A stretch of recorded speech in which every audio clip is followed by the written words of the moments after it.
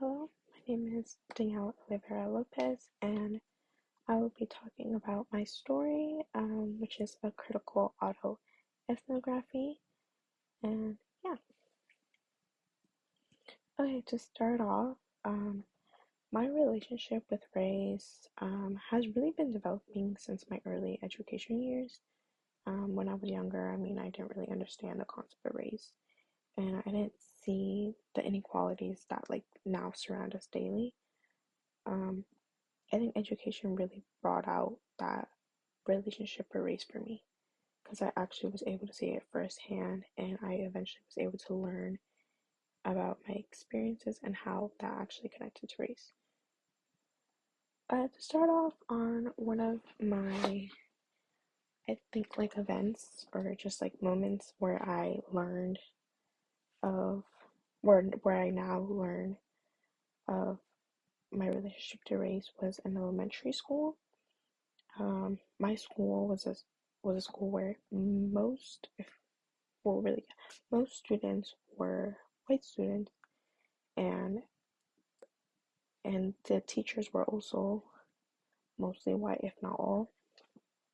So that's just kind of a preface to my story. Okay, so what this really came down to is that um, I believe, if I remember correctly, in third grade, we have a school play that the third graders would be a part of.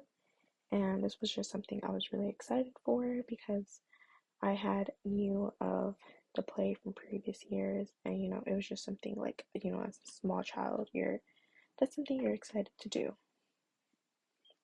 So what I really wanted to do was, I always thought, I was like, okay, I'm gonna be like, one of the main people, or just, have a role where I have, like a lot of lines, because, sometimes, like, as a child, you kind of know, like, oh yeah, you're either kind of like in the background, or, people will actually know who you are. And I wanted to be that person. I wanted the parents or like other children to be able to see me and know who I am.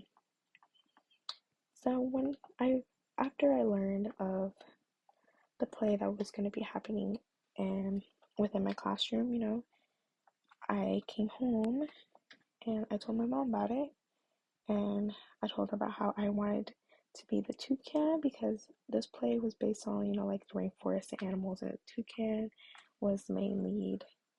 And I told her all about it and how I really wanted to be a part of it. She agreed, and yeah.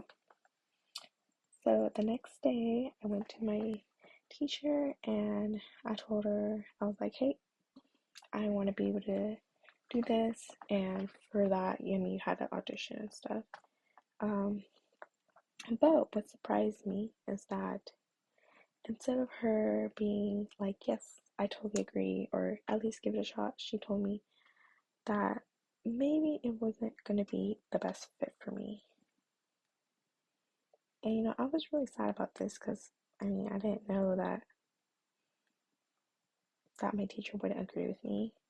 And I think one of the things she told me, from like what I remember, is that my English wasn't developed enough for her to believe that I was gonna do good in a role where, when you're a main lead, you have a lot of lines, obviously, and she believed that I did not have that vocabulary for it, So yeah, I was really sad about that.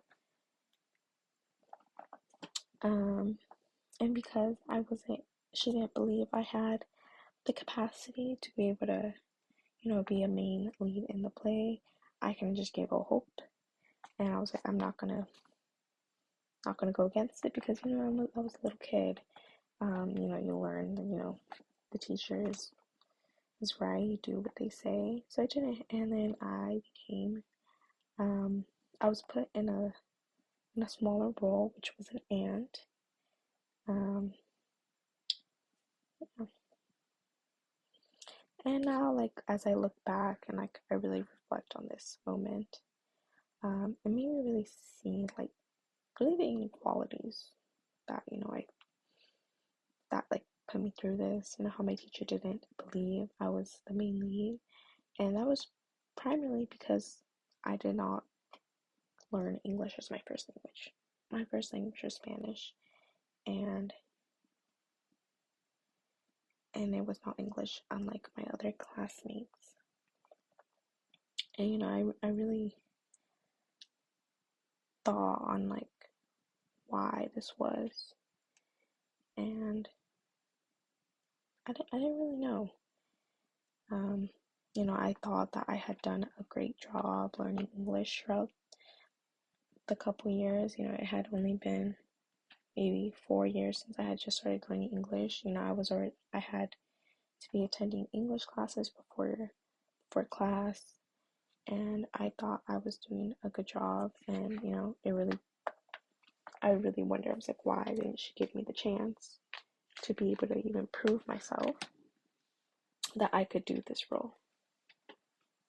Um, Moving on to like more of like the effects that I felt because of this. I think one of like a big effect of like the dominant society at play was like this sense of isolation.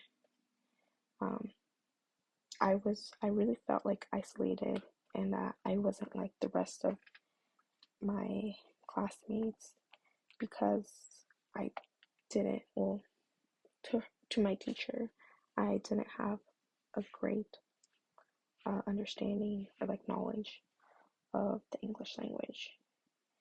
And I felt like I wasn't at the same like level as them. I I knew that I didn't get one of the lead roles because in her eyes, and maybe in the eyes of like other teachers who were also white, they didn't see us as equal.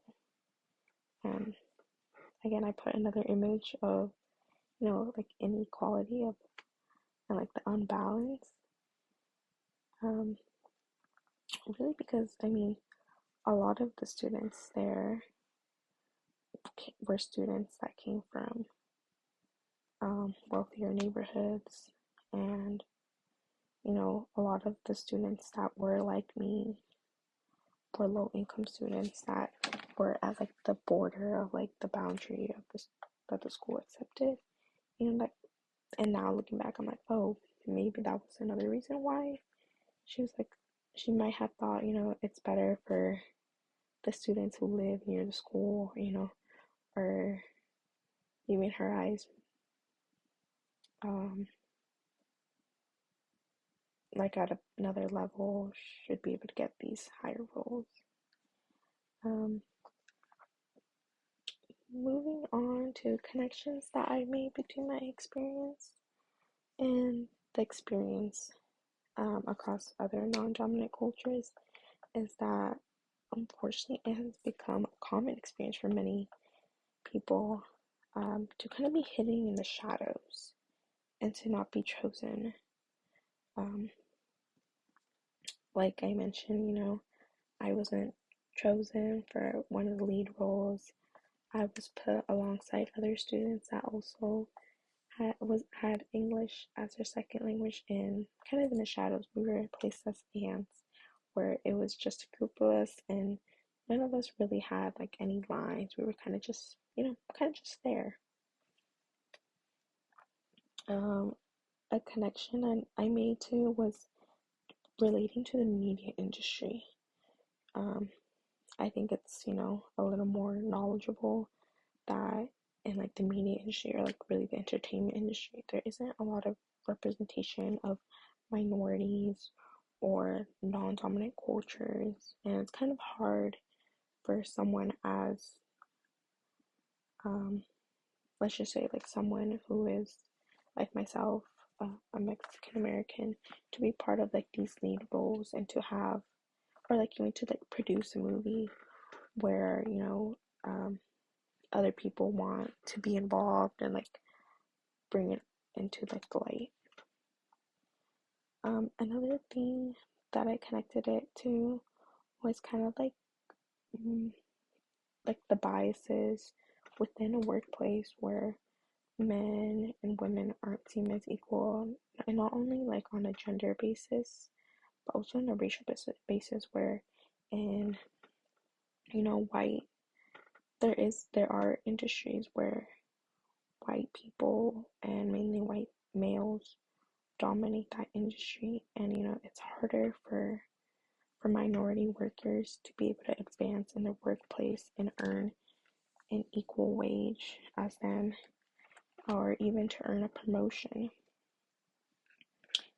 And lastly, like, just going into what I learned from this, learning from my story meant for my family was that I was able to, you know, um, let them know that this even happened. I mean, I don't think they even understood this. And even now, race is kind of just there and it's not really talked about. I mean, especially my family or like in other like minority families, it's kind of like, oh, you just don't talk about it. So I think just being able to learn from this is like I'm able to open up and let them know of what's going on. I think it's also like like talking with other people, like my friends or just other classmates, is that we're all kind of in the same boat. Um, Either we're in this same boat because of like the gender bias, where with other females, we kind of at times are seen less than men, or in like a racial bias where as like Mexican Americans or as Asian Americans or other minorities, we're not seen as equal to as white people. And also into my community, and that we're able to kind of just talk about it, and you know like I mentioned before with like friends, like we're all in the same boat. This community, like in the community that I live in, we're all kind of minorities, like the non-dominant cultures, and just being able to talk about um, what it means, um, and like kind of what race means, and kind of show that we're we all have to kind of just work together to be able to like really combat it. And lastly, it's just we're all in this together, and it really is just learning about each other's cultures, and for those who are part of the dominant cultures to know of uh, you know what happens, and like the adversities and inequalities that many non-dominant culture people go through, and how they can also learn how they might have instilled biases, as well as people from non-dominant culture can have a lot of biases towards, kind of, I guess you could say, their own people.